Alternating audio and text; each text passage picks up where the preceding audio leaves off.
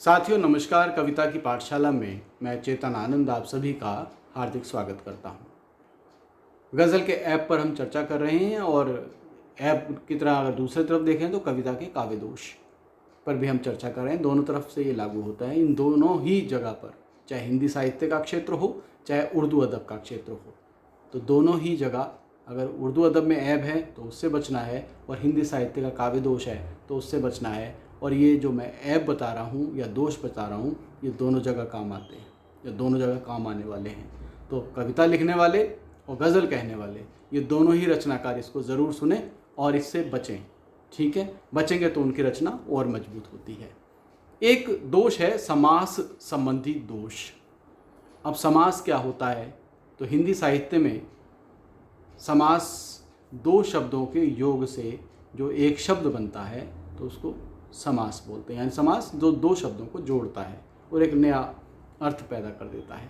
जैसे विद्यालय, तो विद्यालय में दो शब्द हैं, विद्या प्लस आल्य, लेकिन इनको जोड़ दें तो जहाँ विद्या का जो मंदिर है या विद्या का जो घर है, जहाँ विद्या प्राप्त होती है, तो उसको हम बोलते हैं विद्यालय। तो ये समास की वजह से ये जो जुड़ाव आया है, विद्या और आल्य जो जुड़े हैं, इसको हम समास बोलते हैं। ठीक है, उर्दू साहित्य में इस समास को बोलते हैं इजाफत। इजाफत में क्या होता है? दो शब्द जब एक जगह आ जाए, मिल जाए और एक अर्थ बन जाए। जैसे लबे दम, लबे दम, लब उर्दू का शब्द है, दम भी उर्दू का शब्द है, तो लबे दम। तो इस तरह के शब्द लबे दम, यानी ये होठों पर जो हमारे रखा हुआ है, तो लबे दम। ठीक है, लेकिन अब इसमें दोष कैसे पैदा होता है? इतना तो बताया तो ठीक है। दोष ये है कि अगर हिंदी के शब्द के साथ हिंदी के शब्द को जोड़ेंगे तो समास हमारा ठीक रहेगा। इजाफत अगर उर्दू के उसमें लेते हैं अदब में, तो दो शब्द अगर उर्दू के जुड़ते हैं तो वो हमारी इजाफत बिल्कुल ठीक होगी। और इसके विपरीत पता चला एक शब्द उर्दू का ले लिया और एक हिंदी का ले लिया और उसको जोड़ेंगे तो वो समास गलत होगा। वहाँ क्या होगा? समास से संबंधी दोष आ जाएगा या इजाफत से जुड़ा हुआ दोष माना जाएगा। ठीक है, अब जैसे लबे दम है, अब लबे दम की जगह हम अधरे दम कह दें कि अधर क्या है? हिंदी का शब्द और दम वैसा आ गया।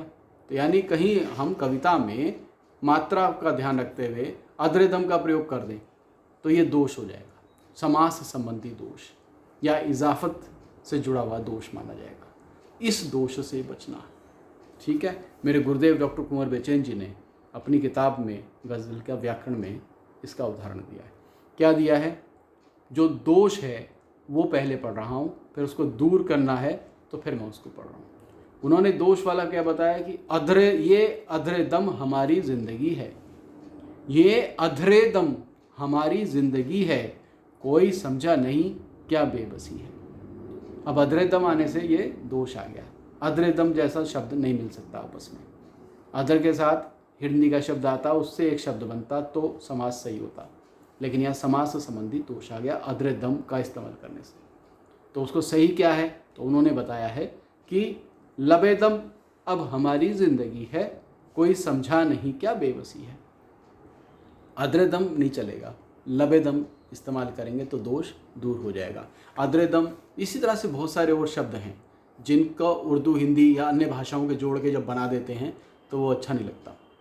कई लोग बोलते हैं बहुत हैवीनेस से लग रही है। हैवीनेस को क्या बोलते हैं? कोई भारीनेस लग रही है। ये भारीनेस क्या हुआ? यहाँ भी समास संबंधी दोष है। ठीक है, कहते भारीनेस लग रही है क्योंकि हाँ भारीनेस लग रही है, तो भारीनेस मतलब वही हैवीपन। अब हैवीपन भी कह दिया तो यहाँ भी गलत हो गया। हैवी अंग्रेजी का शब्द है, पन हिंदी का शब्द आ जाता है।